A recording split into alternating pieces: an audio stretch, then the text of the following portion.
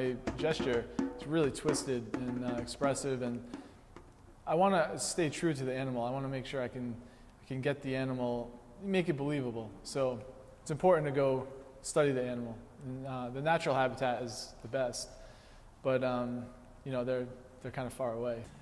Luckily, Roger Williams Park Zoo was very accommodating. They have 4 giraffes. They were totally welcoming. It worked out perfect because the giraffe, they need really warm climate. So whenever it's 50 degrees or colder, they have to bring them inside. And the inside area is like an artist studio. For me, it was perfect. I spent the first day maybe like 3 or 4 hours observing. I was sculpting as well, just trying to see how it moved, and it answers so many questions. I tried to think about the portrait and the neck a little bit because I was having the most trouble with that. It helped me to understand how the neck kind of worked and moved. I was having trouble understanding the horns because they have, well, obviously they have the 2 main horns that you see. Sometimes they have 3 or up to 5 or more. They have these like calcium deposits, which are kind of like horns. They just kind of protrude like crazy. She could tell I really needed to actually touch it. Immediately when I saw Giraffe, he's the only male, he had exactly what I was looking for. He had the rugged kind of portrait. He had plenty of horns, and he's just bigger proportionally. But watching his personality, yeah, he was very aware. He was way more alert, more conscious of what was going on in the room. He was way more social with the people. I could see him stopping every once in a while because they're constantly chewing. And then all of a sudden I'd be sculpting and look up, and then he's not chewing and he's looking right at me. I thought having him sit down would help my pose. In some ways it does. My pose is not what they do when they sit down or get up, which was good. I wanted my pose to be somewhat inventive.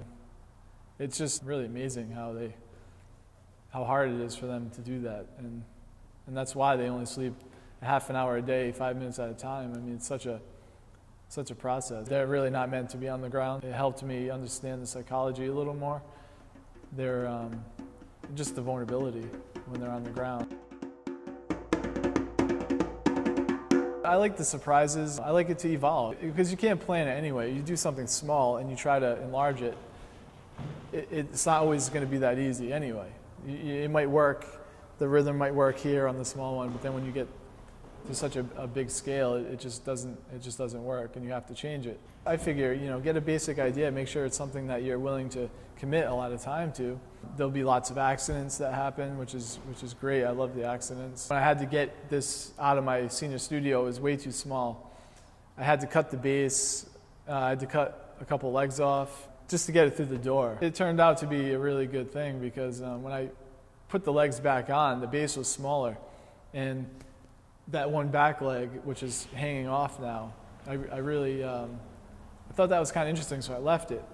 And everybody that sees it talks about that one leg, and that's something that I couldn't have planned, because originally I was thinking this is going to be on the ground, but now after working on it up high, I feel like it needs to be higher up, and you really look up at it. The work tells you what it wants to be. You just got to be in tune with that and trust it. You just have to trust it. So now it needs a base. What does that mean? It could be anything. It doesn't have to be a block of wood, It could be anything. I could sculpt something. I could make a relief. It has to work with the piece. It's not just putting it on something, It should be a part of the sculpture. I think that's really important. And that's one of the things that I'm going to be working on with this piece. It's a good lesson to learn for the future, how to incorporate the sculpture to the ground, because it needs to come to the ground. That needs to be thought out. And I'm not sure what it's going to be yet. I'm glad. I don't want to know. I don't want to just be, I don't want to just have this thing and just make it. I'd rather let ideas come. I mean, I think that's what makes art so special. You